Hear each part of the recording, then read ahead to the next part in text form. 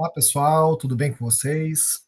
Hoje nós vamos começar o nosso quinto encontro da nossa disciplina de noções de direito constitucional e administrativo. E dando continuidade ao nosso conteúdo, nós vamos falar sobre direitos sociais. Vejam só, direitos sociais, eles estão muito relacionados com aquele período do direito período do Estado pós-Revolução Russa, início ao que nós chamamos de Estado, né? É, Quando a gente fala de Estado social, a gente vai lembrar assim de alguns conceitos, como por exemplo, Estado provedor, o Estado garantidor, Estado grande, é o que nós chamamos de Estado social, né? Igual nós conversamos na aula passada, se antes do Estado social nós tínhamos o Estado federal, agora nós temos, diferentemente, um período que o Estado vai ser mais provedor do que era antes. O Estado vai ter mais intervenções na sociedade, na economia, a, em, em vários cenários de direitos fundamentais, como nós vamos ver, não é? Então, na Constituição, a parte de direitos sociais, ela está do artigo 6º ao artigo 11, e também está na parte da ordem social, que está do artigo 226 ao 232.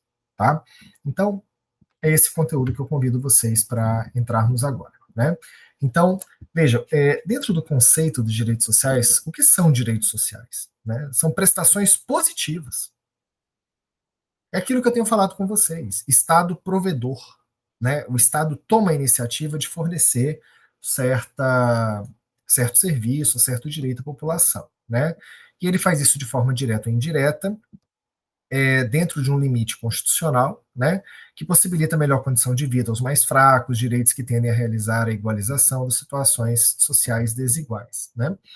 Nós temos duas partes da Constituição que vão falar sobre direitos sociais, tem o artigo 6º ao artigo 11, que vão tratar basicamente dos direitos sociais e dos direitos trabalhistas individuais e coletivos. Né. E tem a parte da ordem social, do 22000 ao 232, que vai falar sobre, como é que posso dizer, vão trazer um pouco dos elementos que estão no artigo 6º e vão trazer esses elementos de ordem mais discursiva, tá? Nós vamos ver agora, tá bom? Então, o artigo 6º ele fala dos direitos sociais do homem, né, do homem como consumidor de um serviço fornecido pelo Estado, né? Então, nós temos o que aqui? Nós temos saúde, nós temos segurança, nós temos educação, né? E do artigo 7º ao artigo 11 é do homem consumidor, mas do aspecto trabalhador, né? São os direitos trabalhistas do homem. Lembrando que o artigo 7º da Constituição, é, ele vai trazer em pé de igualdade, vamos colocar assim, trabalhadores urbanos e rurais, o que foi uma inovação na Constituição de 88. Tá? Vamos ver isso daqui a pouquinho. Então, o artigo 6º fala assim: são direitos sociais, a educação, saúde, alimentação, trabalho, moradia, transporte, lazer, segurança, previdência, proteção à maternidade e à infância, assistência aos desamparados na forma da Constituição.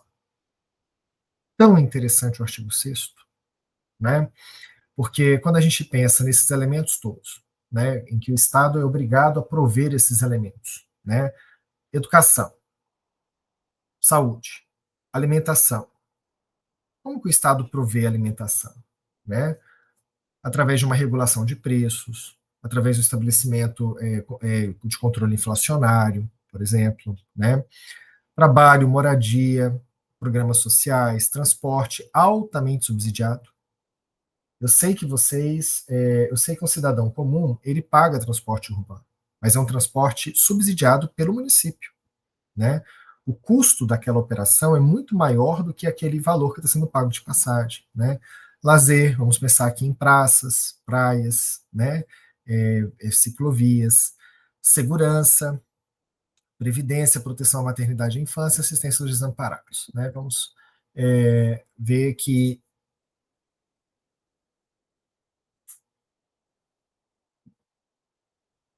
grande parte desses direitos sociais era garantida pelo Estado por meio de programas que nós chamamos de programas de transferência de renda, tá? Que são basicamente as bolsas que vinham sendo criadas. Começou-se ali com o governo Fernando Henrique, depois tomou forma no governo Lula, governo Dilma e governo Bolsonaro deram continuidade, às vezes dando nomes diferentes, Bolsa Família, Bolsa Brasil, né? Mas todos são programas de transferência de renda, tá?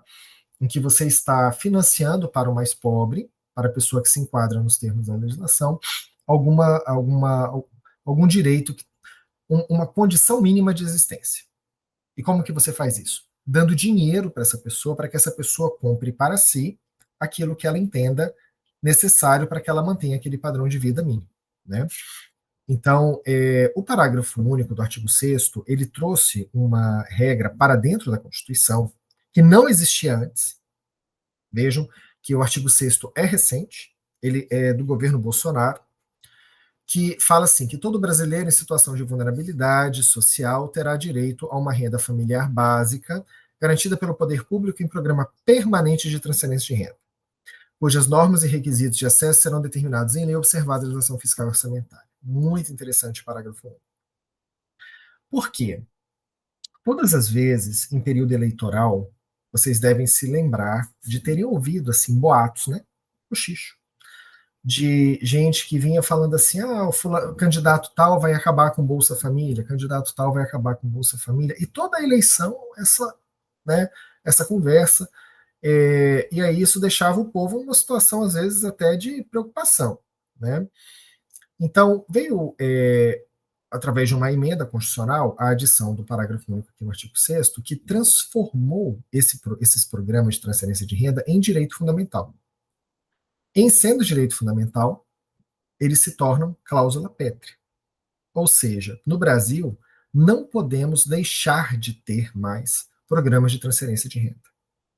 Agora virou direito fundamental do cidadão, que se enquadra nas hipóteses aqui do inciso, do parágrafo único.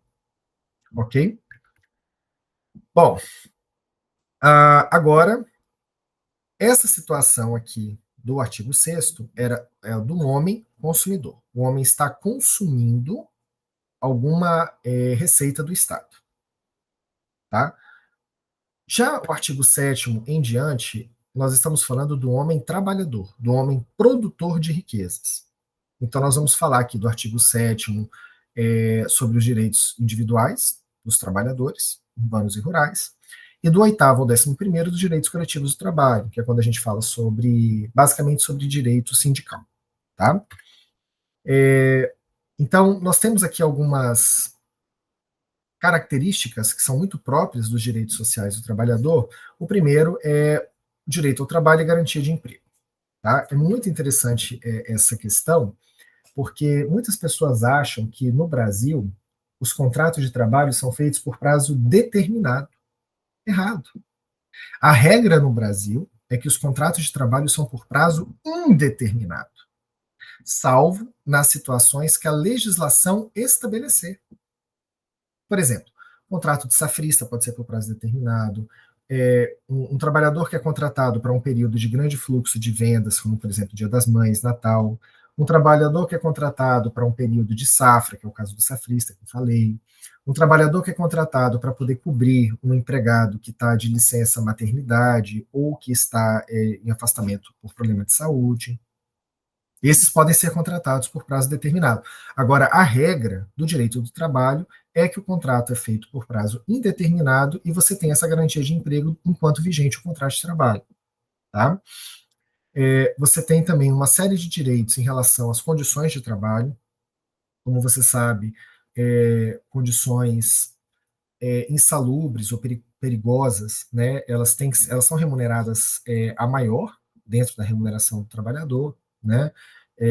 Condições de trabalho que violam a dignidade do trabalhador são rechaçadas pela justiça, cabe autuação, cabe aplicação de multa, né? E nós temos também proteção ao salário do trabalhador, e nós temos proteção à fixação, sendo que a legislação estabelece um piso salarial mínimo, vigente em todo o território nacional, e o artigo 7º da Constituição ainda estabelece que o salário ele tem que ser pago para o trabalhador, sendo que constitui crime a sua retenção dolosa, né? Então, vejam que são direitos realmente muito pertinentes, né? Por esse aspecto. E nós temos alguns outros direitos, né, como, por exemplo, o direito ao repouso e à inatividade, ou que nós chamamos aqui de descanso semanal remunerado, né, direitos sobre proteção aos trabalhadores, então você tem, como eu falei, pagamento de insalubridade, periculosidade, você tem uma proteção aos órgãos que protegem os trabalhadores, Ministério do Trabalho, sindicatos, Ministério Público do Trabalho, né, direitos relativos aos dependentes do trabalhador, como é o caso, por exemplo, do salário família, que é pago, né? Algumas situações, algumas empresas vão se enquadrar na situação de ter que fornecer auxílio creche, né? Direito à participação nos lucros e cogestão para empresas que adotam esse formato de gestão, né? Então, é o que nós chamamos de PLR, né? Programa Participação nos Lucros e Rendas da empresa, né? Então, dependendo de como a empresa é administrada, os trabalhadores podem fazer jus a esses benefícios, né? Falamos aqui sobre o salário família, participação nos lucros e resultados, já tinham sido mencionados, né? E existem também alguns direitos que são direitos coletivos do trabalhador. E por que a gente fala direito coletivo, né? É porque ele envolve uma quantidade indeterminada de pessoas. É porque ele envolve uma classe de trabalhadores. Por isso que é chamado de coletivo, tá? Então, liberdade de associação profissional ou sindical, que além de estar no artigo 5º, está também no artigo 8º, direito de greve, direito de representação, né? Direito de participar, inclusive, dos órgãos que administram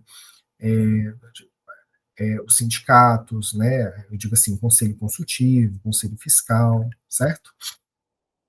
E nós temos também, mais um pouco adiante na Constituição, a partir do artigo 226, aquela parte que fala sobre ordem social, né, que é o conjunto de normas constitucionais que abrange os setores onde o Estado deve intervir por meio de pressões sociais, né, sendo indicado, perdão aí, seja indicando aos indivíduos, seja intervindo na realidade para propiciar um sistema de relações sociais mais equilibrado e justo, né.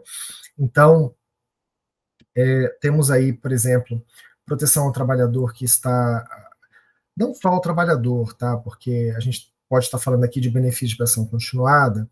Então, assim, proteção à pessoa de baixa renda, que se encontra incapaz de trabalhar, proteção ao trabalhador que já está em idade avançada, ou que perdeu a condição de trabalho, né?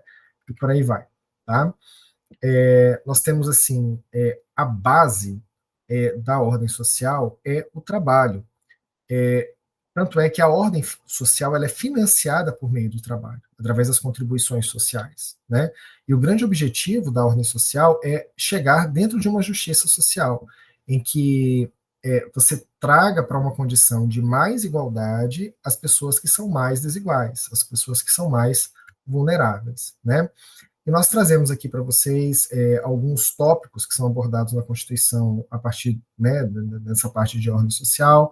Nós temos aqui a Seguridade Social, nós temos a educação, cultura, desporto, ciência e tecnologia, meio ambiente, família, criança, indígenas, né?